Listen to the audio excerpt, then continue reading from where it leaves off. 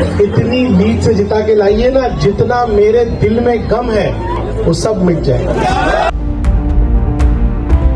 Photo हटा के चुनाव लड़ के दिखाओ। हमारी लड़त है सेना से, और सेना के टक्कर में हम लोग आज कम से कम दुगना है।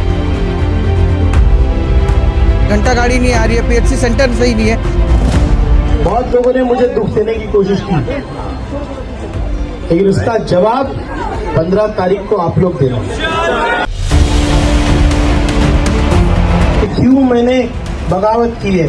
मैंने भिवंडी शहर की मुस्तकबिल के लिए बगावत कि रईस भाई जिधर आवाम उधर और नगर सोख जिधर आवाम उधर। आज के लाइफस्टाइल में हम पुरानी चीज़ों को भूलते जा रहे हैं। उनमें से एक है मिट्टी के बर्तन में बने हुए खाने का जायका। मिट्टी के बर्तन में बने हुए नान गोश्त का मज़ा लीजिए हमारे अपने शहर भिवंडी के देसी जायका में, जहां आपको मिलेगा मिट्टी के बर्तन में खाने का मज़ा, वो भी देसी स्वाद और असली यूपी टेस्ट के साथ। यहाँ की हर चीज़ में आपको मिलेगा देसी टच, जैसे लकड़ी पर बना खाना, मिट्टी के बर्तन में सर्व करना और कुल्हड़ वाली चाय। तो अपने फैमिली और फ्रेंड्स के साथ ज़रूर आइए देसी जायका में, जो कि लोकेटेड है near Bhaijaan dhaba, Wali Mohammad compound, Sawande village, old Nashik road, Bhiwandi. तो दोस्तों हम हैं फिलहाल वार्ड नंबर 9 में, और वार्ड नंबर 9 में मैं आपको बता दूं कि यहाँ पे कांग्रेस के जो पैनल है ये काफ़ी स्ट्रॉन्ग पैनल चल रहा है। इसमें स्ट्रॉन्ग होने की एक वजह यह है कि यहाँ पे मौजूदा नगर सेवक प्रशांत लाड़ है, साथ साथ में एमएलए रईस शेख का भी सपोर्ट है। हम देख रहे हैं कि इस तरह से बार बार जो है रईस शेख यहाँ पे आकर कैंपेनिंग कर रहे हैं। तो थोड़ा सा लाड़ साहब से हम बात करेंगे। लाड़ साहब, थोड़ा सा बताएंगे किस तरह का आपका चुनाव प्रचार चल रहा है? यहाँ पर चुनाव प्रचार तो एकदम ऐसा है कि 80% हम लोग तो प्रचार कर चुके हैं। अभी रहा साहब 20% हमारा बाकी है, क्योंकि आज थर्सडे गुरुवार है और अगले थर्सडे को इलेक्शन है। और हम लोग रईस भाई को लेके आज जो हमारा जो टीम बनी है, हमारी जो भिवंडी डेवलपमेंट के बारे में जो लोग चाहते हैं, यहाँ की आवाम चाहती है कि रईस भाई जिधर आवाम उधर और नगर सोख जिधर आवाम उधर, ये हमारा स्लोगन है। तो किस तरह का आप लोगों को कोई तकलीफ है, कोई चैलेंजेस प्रचार के दौरान या तो फिर जनता में जाने के बाद? नहीं, मुझे तो लगता है कि रईस भाई ने जो काम किया उसके ऊपर तो हमको कोई सवाल तो कोई खड़ा नहीं किया।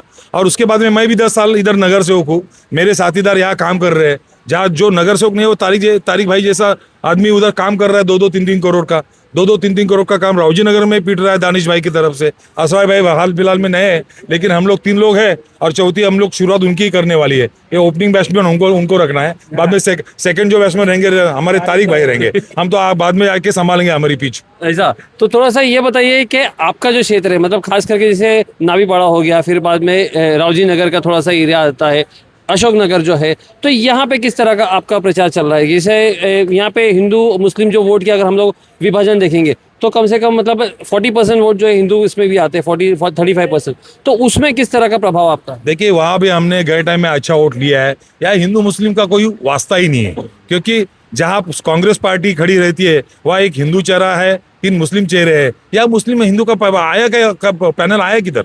ये जो हिंदुस्तान जो बना है ना, आवाम की बड़ी अच्छी सोच से बना है। और अच्छी सोच आजकल सब लोग कर रहे हैं कि भिवंडी में अपने वार्ड में जो काम करेगा, अपने सुविधा डेवलपमेंट का चेहरा लाओ। स्थानिक आदमी रहता है आपके आजू बाजू में, उसको पकड़कर कोई भी गली, कोई भी रास्ता, कोई भी पानी का मसला, कोई भी लाइट का मसला, गटर का मसला, पानी जो हो रहा है वेस्टेज आ रहा है, तो एक आदमी नजदीक चाहिए और नजदीक का आदमी चुन के लाने का काम आवाम करती है। और ऐसा विश्वास हम चारों ने हासिल किया है पब्लिक का। आपके सामने जो खड़े हैं, मतलब इस बार देखा जाए तो काफी दिग्गज जो है शहर के उद्योगपति जैसे माने जाते हैं, तो ये लोग खड़े हैं आपके सामने। तो किस तरह का कंपटीशन आपको लग रहा है कि क्या कुछ वोट आपके वहां पे जाएंगे? ऐसा तो मुझे बिल्कुल नहीं लगता है, क्योंकि देखिए हमारी लड़त है सेना से, और सेना के टक्कर में हम लोग आज कम से कम दुगना है, दुप्पट है। मतलब हम लोग 20,000 लोगों में आज प्रचार जो हो रहा है, उसमें सिर्फ मेरे पास के जो वोट है वो भी इधर ही है ना, कहाँ जाने वाले हैं? तो यहाँ सेकुलर समाज के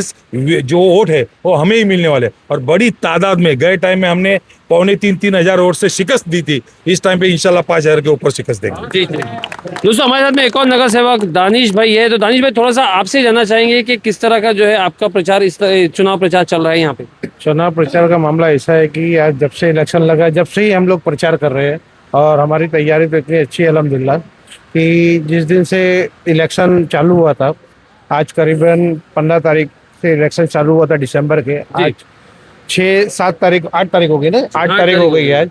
हम लोग तो इलेक्शन आज 2 महीने पहले से, इलेक्शन लगने के 2 महीने पहले से प्रचार कर रहे हैं, और हमारा माहौल अल्हम्दुलिल्लाह इतना अच्छा है कि हमने इतना काम किया है कि हमको पब्लिक खुद पसंद कर रही है, हमको इतना प्रचार करने की जरूरत नहीं है, बाकी हम अपने पास से 1% भी कमी कहीं रहना देना नहीं चाहते। अभी हम लोग 4 दिन पहले रोजी नगर के अंदर डोर टू डोर हम लोग का पूरा चारों पैनल पूरा रोजी नगर के अंदर डोर टू डोर गया है। कुछ जगह रुक गई टाइम कम होने की वजह से, तो हम लोग ने 2 दिन बाद वापस रोजी नगर के अंदर जाने का वो किया हुआ है, उसको हम लोग पूरा खत्म करेंगे। कुछ पिछले जो टर्म में कुछ लोग नाराज हो गए, क्योंकि ऐसा तो हो नहीं सकता कि हर किसी को आप खुश कर दो 100% ही होगा, तो कुछ नाराज हो गए, तो ऐसे कुछ चैलेंजेस, कुछ ऐसी दिक्कतें आ रही है कि लोग जो है जनता नाराज है, आपसे कुछ खफा है? अल्हम्दुलिल्लाह, अल्लाह का शुक्र एहसान है। रोजी नगर के अंदर अगर अगली बार मेरे पास 100 लोग थे ना, तो आज 200 हो गए। अच्छा, तो 98 नहीं हुए। जी जी जी जी इतनी बड़ी बात कर रहा हूँ। जी जी, चलो ठीक है, बहुत अच्छी बात है। तारिक भाई हमारे साथ में। तारिक भाई, मैं आपको बता दूं कि सबसे हॉट सीट है यहाँ पर और काफ़ी लोगों की नज़रें जो है तारिक भाई के ऊपर है। तो तारिक भाई, थोड़ा सा आप बताइए कि किस तरह से जो है आप इस चुनाव को देख रहे हैं, क्या विजन लेके चल रहे हैं? ये विजन रईस शेख की सोच को है। रईस शेख की सोच को हम आगे बढ़ाना चाहते हैं, चाहे उनका एजुकेशन को लेके हो। वो चाहते हैं कि काउंसिल में लोग आए और मेरे हाथ को मजबूत करें। काउंसिल में अगर लोग नहीं आएंगे तो उनके हाथ वही गटर नाली, और लोग वही परेशान होते हैं कि उनके घर में क्लीनलीनेस नहीं आता है, घंटा गाड़ी नहीं आ रही है, पीएचसी सेंटर सही नहीं है। तो चाहते हैं कि मेरी टीम जो है, जो नीचे चुन के जाएगी, वो काउंसिल संभाल ले, और जो हमारे 1000 करोड़ के बजट है कॉरपोरेशन के, उसको कैसे यूज़ करना है, उसके लिए मार्गदर्शन हमारे रईस शेख साहब हमको कर रहे हैं, और उसको हम बराबर यूटिलाइज करेंगे। जी दोस्तों, मैं एक ये सवाल आपसे पूछना चाहूँगा कि तारिक मोमिन को वार्ड नंबर 9 में वोट क्यों ना करें, वो आप कमेंट में करके बताइए। क्योंकि एक लोग बोलते हैं कि पढ़ा लिखा चाहिए, एक बोलते हैं स्मार्ट चाहिए, यंग चाहिए, ईमानदार चाहिए, तो ये सब चीज़ें जो है इनमें है। तो आप कमेंट में बताइए कि तारिक मोमिन को वोट क्यों ना करें। ये एक रीज़न मैं जो लोगों से जानना चाहूँगा कि भाई क्या वजह है आखिर, है कि नहीं? इतना पॉजिटिव। असरार भाई, थोड़ा सा आपसे लेंगे। असरार भाई जो है, लोग यहाँ पे बोलते हैं कि भरोसे का दूसरा नाम असरार अंसारी है इस एरिया में, तो थोड़ा सा उनसे जानिए कि भाई ऐसा क्या आपने किया है कि लोग इतना भरोसा जता रहे हैं आपके ऊपर?